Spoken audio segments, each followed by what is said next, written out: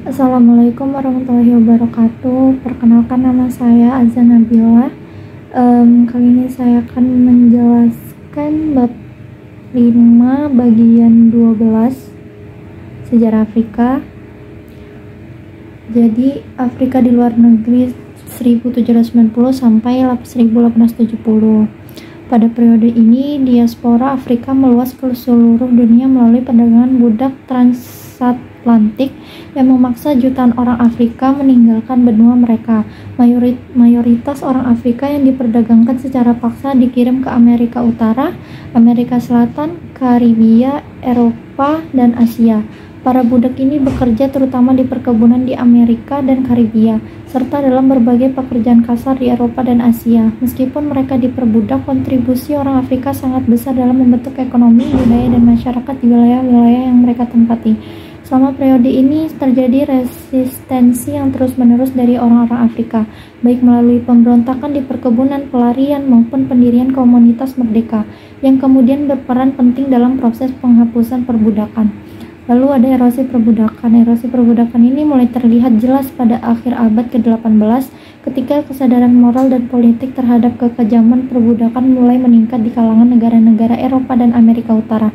Gerakan abolisionis muncul dipimpin oleh tokoh-tokoh seperti William di Inggris dan Frederick di Amerika Serikat. Pada tahun 1807, Inggris menjadi salah satu negara pertama yang melarang perdagangan budak, dan pada tahun 1833 mereka menghapuskan perbudakan sepenuhnya di seluruh kekaisarannya. Amerika Serikat mengikuti dengan perang saudara pada tahun 1861 sampai 65 yang berakhir dengan pembebasan budak melalui amandemen ke-13 pada tahun 1865. Meskipun perbudakan secara resmi dihapus di banyak negara, dampaknya masih terasa selama beberapa dekade. Dengan ketidaksetaraan dan diskriminasi terhadap orang-orang Afrika tetap berlangsung dalam bentuk yang berbeda. Afrika di Asia dan Eropa. Orang Afrika yang tiba di Asia dan Eropa selama periode ini datang dalam berbagai kapasitas, mulai dari budak hingga tentara bayaran, pekerja kontrak, dan pengrajin di Eropa. Beberapa di antaranya bekerja sebagai pelayan, buruh, atau dalam peran militer. Inggris dan Perancis merupakan dua negara Eropa yang memiliki populasi orang Afrika yang signifikan karena hubungan mereka dengan perdagangan budak dan koloni-koloni di Afrika. Di Asia, banyak orang Afrika dibawa sebagai tentara oleh kolonial Eropa atau oleh penguasa lokal seperti Kesultanan Mughal di India. Orang Afrika memainkan peran penting dalam perdagangan internasional di pelabuhan-pelabuhan besar seperti Goa di India atau Zanzibar di Afrika Timur, yang merupakan pusat perdagangan di Samudra Hindia. Beberapa komunitas orang Afrika di Asia berhasil mempertahankan identitas budaya mereka, bahkan menjadi bagian penting dari kehidupan politik dan sosial lokal. Lalu ada Afrika di Amerika Selatan. Di Amerika Selatan tuh, terutama di Brazil, populasi orang Afrika yang diperdagangkan sebagai budak sangat besar. Brazil menjadi penerima terbesar budak Afrika selama perdagangan budak transatlantik. Orang Afrika memainkan peran kunci dalam ekonomi perkebunan, terutama dalam produksi gula, kopi, dan kapas.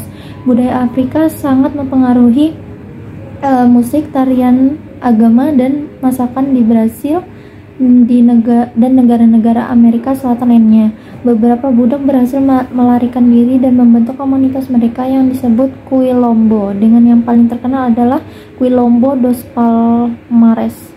Komunitas ini seringkali menjadi pusat perlawanan terhadap para pemilik budak dan memainkan peran penting dalam mempertahankan identitas Afrika dan menentang sistem perbudakan. Lalu ada Afrika di Karibia.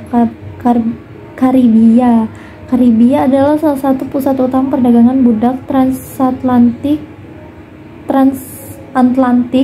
dan selama abad ke-18 dan 19, sebagian besar penduduk di wilayah ini terdiri dari keturunan Afrika. Orang Afrika diperbudak untuk bekerja di perkebunan gula, tembakau, dan kapas. Perkebunan ini sangat menguntungkan bagi kekuatan kolonial Eropa, terutama Inggris dan Prancis, yang mendominasi wilayah tersebut. Namun penderitaan yang dihadapi para budak menyebabkan banyak pemberontakan, termasuk revolusi Haiti, di mana para budak berhasil memerdekakan diri mereka dan mendirikan negara merdeka pertama yang dipimpin oleh orang kulit hitam di dunia. Warisan budaya Afrika di Karibia sangat kuat dan berpengaruh dalam musik, tarian, dan agama, termasuk perkembangan tradisi seperti reggae dan Rastafarianisme.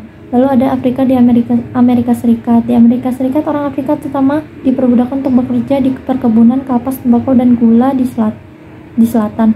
Sistem perbudakan di Amerika sana didasarkan pada ras yang secara hukum mengklasifikasikan orang kulit hitam sebagai properti yang dapat diperdagangkan. Selama abad ke-19, konflik terkait perbudakan meningkat dengan gerakan abolisionis di utara yang menentang perbudakan dan para pemilik budak di selatan yang berusaha mempertahankan sistem tersebut.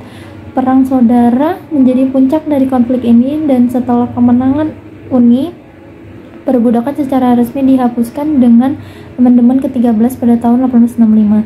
Meskipun demikian, setelah pembebasan, orang Afrika Amerika terus menghadapi diskriminasi rasional, segregasi, dan kekerasan dalam bentuk Jim Crow dan supremasi kulit putih yang mendominasi sistem sosial dan politik Amerika selama beberapa dekade.